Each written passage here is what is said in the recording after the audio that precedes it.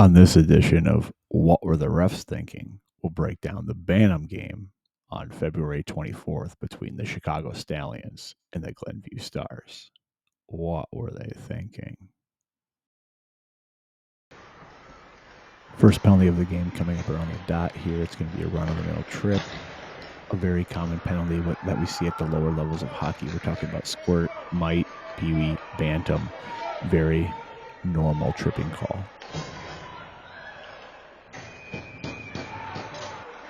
Here's a simple offside play in which we're going to inspect the face-off location. Puck gets dumped out, players between the red line and the dot, dumps it in with a player in an offside position. Notice where the officials take this face-off. You'll see the official marking the spot is ready at the center ice spot. That's because he's taking it one dot back from where the shot or pass originated from that put the play in an offside position. We'll see an example of how this works from a graphic standpoint here. You can see where the puck is now. It's passed to the white player in an offside position, and notice that the face-off location is taken back to spot A. Great job by the crew. Here's a Bantam game that we get a little frustration. Come down, Glenview takes a slapper on the goalie down here. The puck is loose down the corners. These two players get tied up down here. They're working hard for the puck, just a puck battle. They get super frustrated. The parents start screaming, somebody wants a penalty. Not sure what that penalty would be.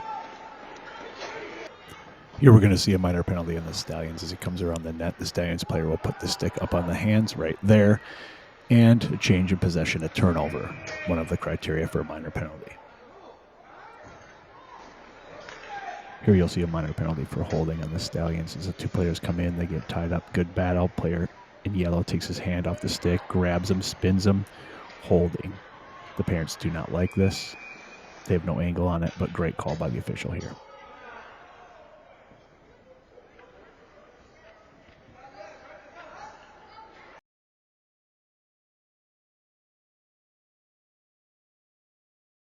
Here you'll see an interference on gold the Stallions. As the play comes together, we'll see some competitive contact between a gold and a blue player. 88 comes in and sets a pick. Does not go for possession of the puck with a body check. Minor penalty for interference is called here. The coaching staff tries to debate this as he had the puck, the blue player. Not the case. This is a classic interference. Does not go for possession of the puck. It's a minor penalty. When players behave badly, it generally starts on the bench by coach's behavior. You'll see the gray hair coach here on the left that's walking down. Watch his behavior at the end. We're going to go in to the zone. There's a hook right here on the Stallions, and then a potential hold of the stick.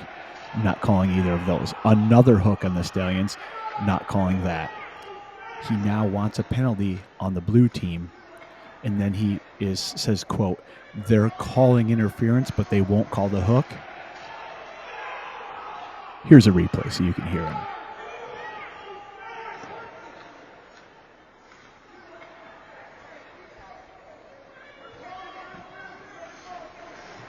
And here's the full clip again. The reason we don't call the two hooks on the Stallions on the way in is because this would put them down 5-on-3. For us, those are not penalties that should put them down 5-on-3. There are no penalties witnessed here on the blue team that would indicate that the blue team only should have a penalty. There's not a chance we're taking Noah's Ark 2-and-2 on the hook and the hold of the stick. That's just not happening here. He now calls the official over. He wants to have a conversation on why he didn't call the hookings and the punch to the head. One, no punch to the head. Hookings were on his team.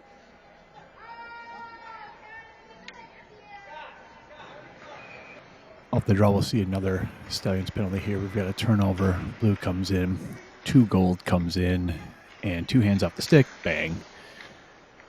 Right into the boards. A minor penalty for cross-checking was issued here to Stallions number 2. Let this full 30-second segment play out. You're going to see an icing here by the Stallions. It's going to go here. Nope, no icing. Tips off a 16 stick. Comes down, Stallions player picks it up. He's going to get engaged. This is probably or potentially a missed penalty there as that player gets dinged. Now watch 44 gold as he lays a punch to the head right there. Everybody gets that, and we've got a penalty. Replaying this again from the angle of the official, it looked like a collision, but in this case, it does look like a potential missed penalty. However, this punch here does result in a minor penalty for roughing it, a 10-minute misconduct once the kid goes in and throws his stick in the penalty box. When parents and coaches react like this, it gives players permission to do things like this. Go into the penalty box, chuck your stick, and then get a 10-minute misconduct and leave the game. These are exactly the things that happen. The puck will get lodged underneath the goalkeeper here, and you'll see 88 Gold take a couple good jabs at it, and then turn around to the referee and scream at him that it was loose. This is the exact behavior that coaches promote when they act poorly, and this is a great example of that.